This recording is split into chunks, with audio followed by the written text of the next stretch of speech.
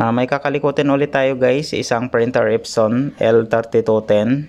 So ang problema daw sabi ni ma'am, no power siya. Try natin. Yan, plug na natin. Ayan, no power nga siya. So yan yung i-check natin mamaya kung bakit wala siyang power.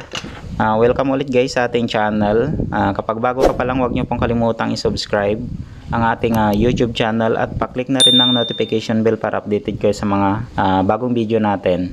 At saka huwag nyo rin pong kalimutang i-follow ang ating Facebook page. So tara guys, kalikutin na natin siya. Tara.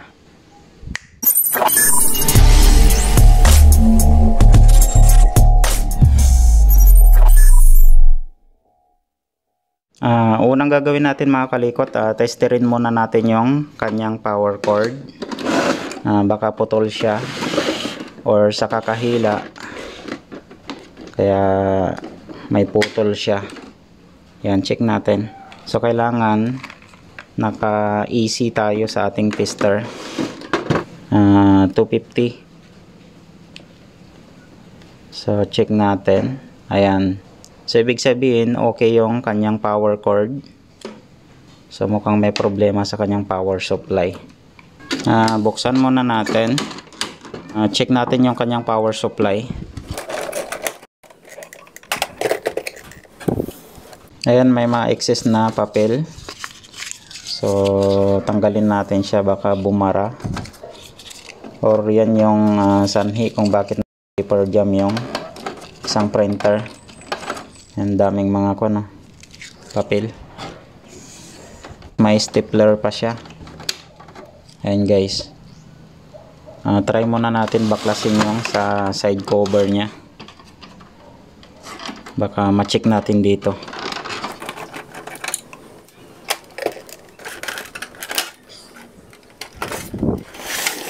Ayan, may namatay na ipis pa sa loob. So ito yung i-check natin yung kanyang power supply. Tapos check rin natin mamaya mga kalikot yung kanyang board. Baka dito rin nagkaroon ng problema kaya wala siyang power. So baklasin muna natin yung kanyang power supply.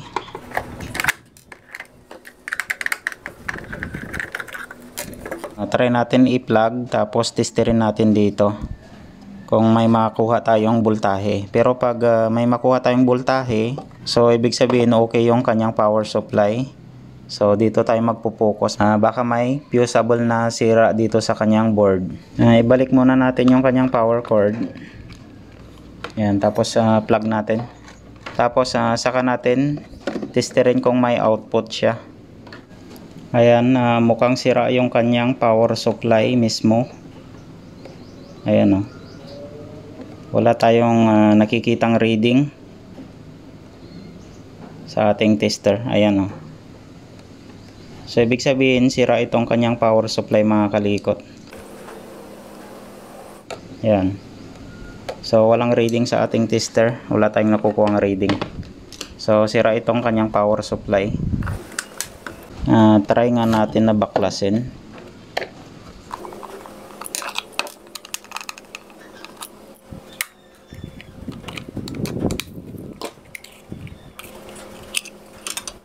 Try natin testerin yung kanyang secondary. So plug muna natin. So nasa DC tayo mga kalikot sa ating tester. Ayun, bakit okay naman Bakit kanina ayaw? Ayan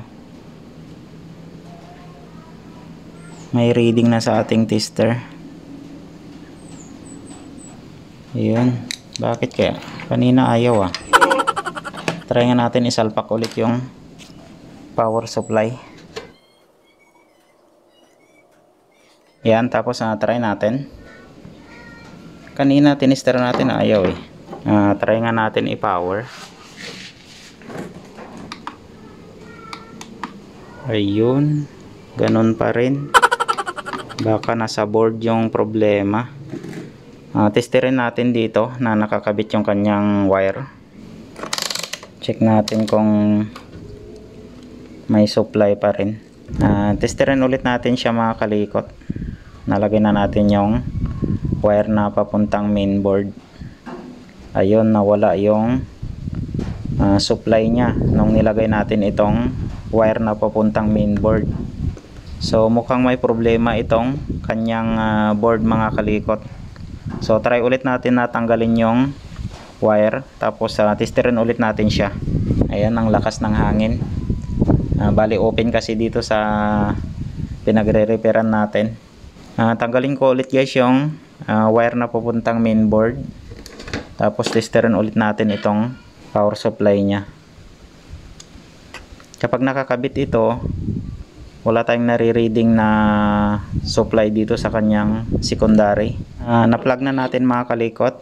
Testerin ulit natin yung secondary line nya. Ayan guys, oh. Nagkaroon ulit siya ng supply. Pero pag nakakabit itong wire na papuntang mainboard, nawawala yung supply niya dito sa secondary. So mukhang shorted itong mainboard niya. Ayan, oh, may supply na tayong nare-reading. So mukhang may problema itong mainboard ng printer mga kalikot. So okay itong power supply niya. So next step ulit tayo. Dito tayo magpo-focus sa kanyang mainboard. Tapos ito, assemble na lang natin kasi okay naman.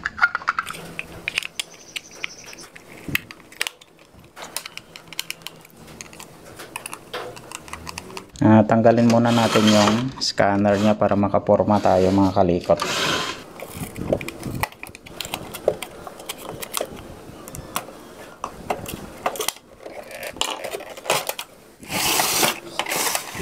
Itong mainboard yung tatanggalin natin mga kalikot.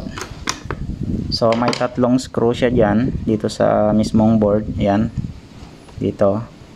So kung tatanggalin nyo yan, may butas siya dito mga kalikot. Dito natin padaanin yung screwdriver natin. Ayan, dito sa likod. Lakas ng hangin talaga. Hindi natin kasi yan matatanggal yung screw kapag hindi natin pinadaan dito sa likod yung screwdriver natin. So kailangan lang may mahaba kayong screwdriver bago natin ito matanggal. So first time natin na naka-repair ng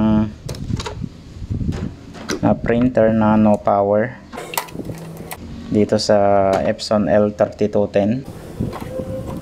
So tanggalin nyo lang yung mga wire, tapos dito sa side may ribbon siya dito. So tanggalin rin natin. Nakakonect siya sa mainboard. Tapos yung mga ribbon niya rin dito, yung papunta sa printhead. Yan. So natanggal na natin siya. Check natin yung mga fusible. Yan, tapos dito may main fuse siya dito. Check natin kung okay pa ito. Yan, sa pagitan ng dalawang transistor na to. So check natin siya kung open na. Yan, testerin natin. Ilipat natin sa ohms yung ating tester. Yan, lakas talaga ng hangin, oh. Parang maingay na naman itong ating video kapag in-upload na. So testerin natin yung fuse nya.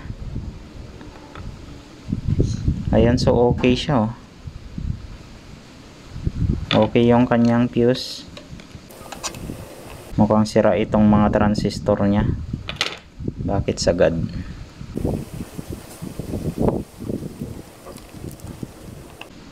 Okay yung kanyang fuse. Bakit kaya? Parang shorted siya mga kalikot kasi pinipigilan niya yung voltahe ng power supply na papunta dito sa mainboard. Yan, check rin natin itong fusible na to. Ayan, so okay naman. Tapos check natin yung dalawang transistor na to. Okay naman yung fuse. Ayun, mukhang shorted siya. Reverse natin yung test prod. Ayun, shorted nga siya, oh. Itong power transistor nya. Yan. reverse natin.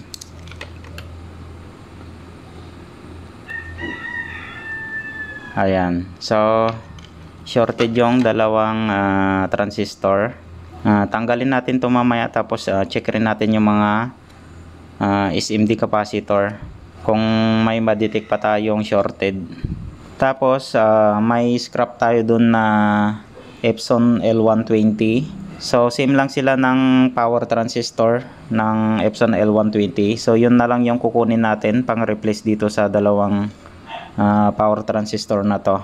Pero check muna natin kung okay yung transistor ng Epson L120. Pag okay siya, dito na lang natin replace dito sa shorted na to. So kunin ko muna guys. So yan mga kalikot, ito na yung logic board ng Epson L120. So ito yung ipapalit natin, pero check muna natin kung okay itong mga transistor nya, kasi same lang naman sila ng power transistor. Check lang natin kung shorted din, so okay siya. Yan. So ito na lang yung tanggalin natin mga kalikot. Tapos ipapalit natin dito sa transistor ng L3210. So ang gagawin ko na lang, kakatingin ko na lang dito. Kapag tinanggal nyo guys yung mga transistor nya, ay check nyo rin kung saan nakalagay yung number. Kung yung number ng A2222, doon nyo rin ilagay yung transistor na yon. So kung sa C6144 siya, doon din natin ilagay yung C6144. So katingin muna natin.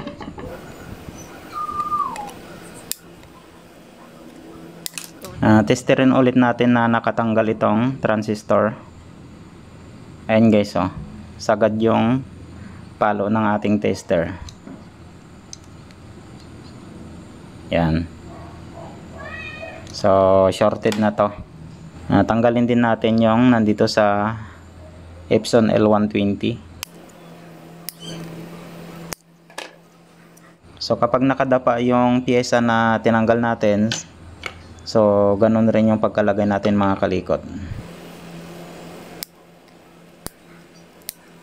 Ito guys yung galing sa Epson L120, yung C6144. Yan, nakatanggal siya sa board. Ayan, so hindi siya shorted. Ayan, so okay to. Hinang na natin siya. Ayan, nakataob siya. So kailangan nakataob rin yung pagkakabit natin. Bali hinang ko muna siya mga kalikot. Iwasan nyo lang na mapag-short natin yung mga pin. A few moments later. Nakabit na natin yung dalawang transistor mga kalikot. Check na natin kung shorted pa siya. Ayan. Ayan, so hindi nasagad yung palo ng ating tester. Ayan. So ibig sabihin doon siya nagkaroon ng problema sa transistor, shorted siya.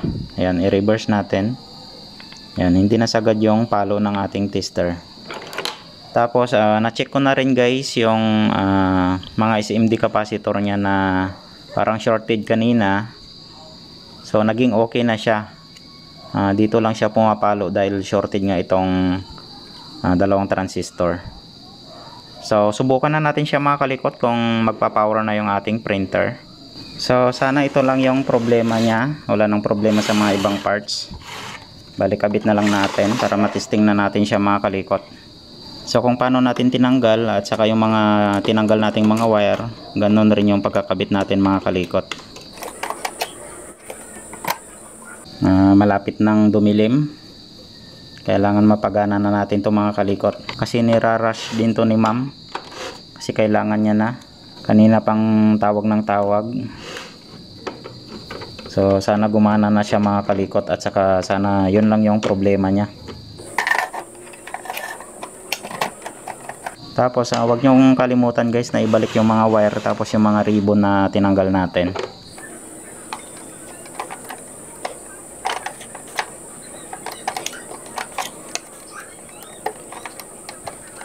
Tapos ibalik na natin yung power supply nya. At saka wag nyo rin pong kalimutang ikabit itong ribbon ng sensor ng encoder disc. Yan. Okay, testing na natin. Lagay pala muna natin yung kanyang scanner kasi nandun yung power button nya.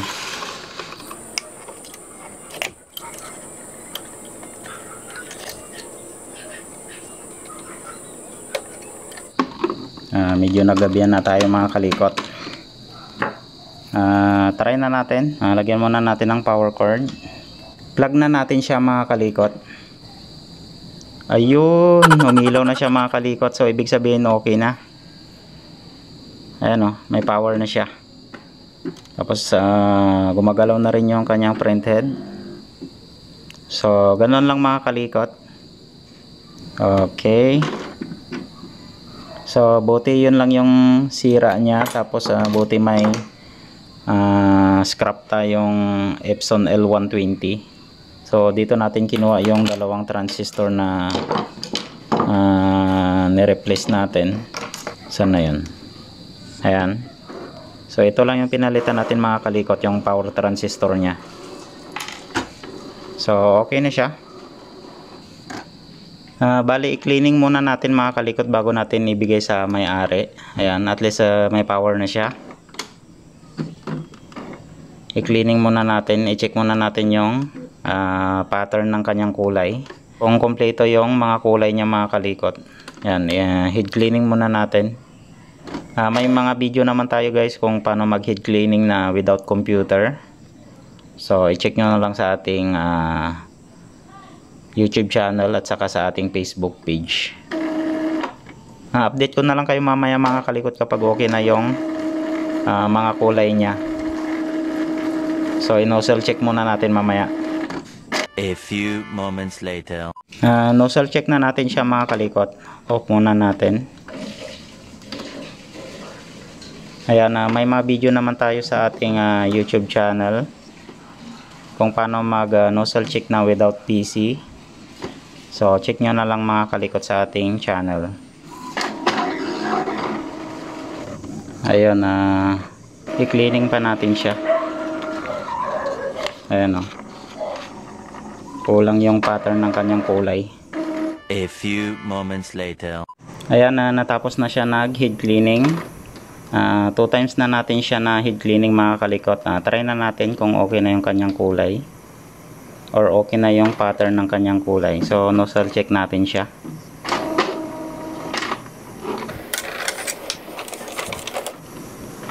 Ayun, okay na yung pattern ng kanyang kulay mga kalikot. Ayun guys oh. So okay na siya.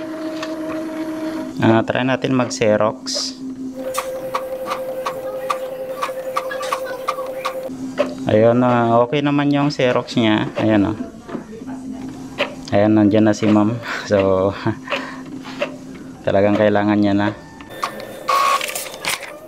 Ito na guys yung Xerox nya. Ayan, minamadali na ni ma'am. Hanggang dito na lang yung video natin guys para dito sa ating Epson L3210. So ang pinalitan lang natin yung dalawang transistor sa kanyang logic board. Ayan. So maraming salamat guys sa panonood ng mga video natin. Huwag niyo pong kalimutang i-subscribe ang ating YouTube channel at pa-click na rin ang notification bell para updated kayo sa mga bagong video natin. At saka huwag niyo rin pong kalimutang i-follow ang ating Facebook page. So maraming salamat. Ingat kayong lahat. God bless sa ating lahat mga kalikot. Bye bye.